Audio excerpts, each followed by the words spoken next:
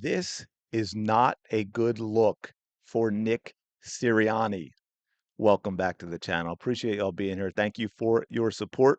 Quick favor, smash the like button, subscribe. You know the drill. Check this out. Jalen Hurts has been doing some off-season training in North Philly at Temple University this off-season. He's been working with former Eagles QB coach Scott Loeffler and QB developer Quincy Avery. Yes, Scott Loeffler. Remember the guy we saw that clip when they were talking about plays in the meeting room that one time, that brief clip, and it sounded like Scott was the only guy in the room who knew what he was talking about, and Jalen Hurts was on the same page with Scott Loeffler. Couple of questions on that, but the first in seeing this, because we all know Nick fired Scott Loeffler. Jalen Hurts, I keep hearing this nonsense repeated over and over again. You've seen me do videos on different people who, in their criticisms of Jalen Hurts, have said the same thing, off repeating anonymous sources from the hit piece from the trash guy at the Inquirer, I believe it was, with his or was it ESPN? Either they run together. They both do the same thing with the 12 anonymous sources. If Jalen Hurts is that uncoachable, the coach's son, why is Scott Loeffler working with him right now? Wouldn't Scott Loeffler, after his experience with the incredibly uncoachable Jalen Hurts, want to have nothing to do with Jalen Hurts? Does that make any sense to you in any way, shape, or form? No, of course it doesn't. Of course it doesn't, which begs the question, but before we get to that, I think I have a short clip here. Let me see if I can play this for you. I gotta make sure the volume's up. Sometimes the volume on these things gets, really low. I don't know that that's necessarily because of Scott that we've been under center. I just think overall coaching points and the value he's brought, the perspective he's brought, and I mean the knowledge of the game, a lot of wisdom in the game. He's coached the best of them. He's been around it. He's called games before. So just his perspective has been very valuable for me, and his process and structured way of thinking has been very influential. So hopefully we can keep him around.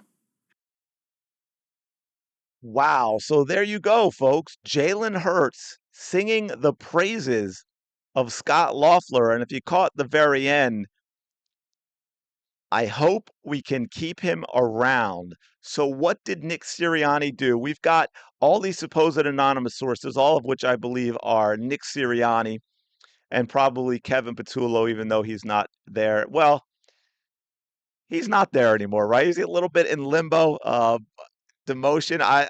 I'm not sure if I can't remember off the top of my head now if they ever solidified that because they talked about keeping him around. But there you have the very uncoachable Jalen Hurts singing praises for Scott Loeffler as coach, talking about him being influential and that he has a lot of wisdom and a lot of knowledge of the game. And you're trashing your quarterback in all these ways about being rigid and only wanting to do certain things and being uncoachable. And here you have him singing the praises of his quarterback coach, and you got rid of him. If Jalen Hurts respects Scott Loeffler that much, enjoys working with him that much, especially if you say he's uncoachable, because it seems like Scott Loeffler is the coach that he listens to, why not just keep him as quarterback coach? I mean, correct me if I'm wrong, but our new OC, our new offensive coordinator, did not bring in a new quarterback coach. Nick Sirianni, once again, because he wants someone he can control, he wants a yes man, he wants a spy in the room, gave an old pal of his, who I believe had been passing game coordinator or something like that, and gave him the quarterback's job. That is what has happened in Philadelphia. So don't give me this crap about it's Jalen Hurts. Jalen Hurts is the problem. Jalen Hurts doesn't listen. Jalen Hurts wants to do only certain things. When he loved having Scott Loeffler, listens to Scott Loeffler, has talked often about the team needs to let him do more, has talked about he likes being under center. So let's stop all the crap. And by the way, here you go. Temple wide receiver Kajaya Holloway had some NFL caliber tutelage leading up to the draft via regular throwing sessions with Eagles QB Jalen Hurts and wide receiver, soon to be wide receiver one, Devontae Smith this month. Got a message from the football office one day to show up ready to work, and he was. Good experience. That's right. Devontae Smith has been working out with Jalen Hurts this summer in prep for the season. Interesting tidbit on that as well. Players on roster for playing in Devontae Smith's charity softball game. There's Jalen Hurts, Darius Slay, Brandon Graham, Dallas Goedert, N'Kobe Dean, Jalex Hunt, Jahan Dotson also back, Christian Gonzalez, Elijah Moore, Isaiah Rogers, sorry. I do that to him a lot because of the spelling. Jordan Battle, Jerry Jeudy, Bill Krosky Merritt, Jalen Monroe, Chase Young, Hugh Douglas, Terrell Owens, Matt Juden, EJ Jenkins, Cameron Latou, Shyam Carter, and Jordan Battle's on there twice. But yeah, some names of ex-Eagles, ex-Philly guys. Jalen Hurts is on. No AJ Brown. No AJ Brown. I'm just saying.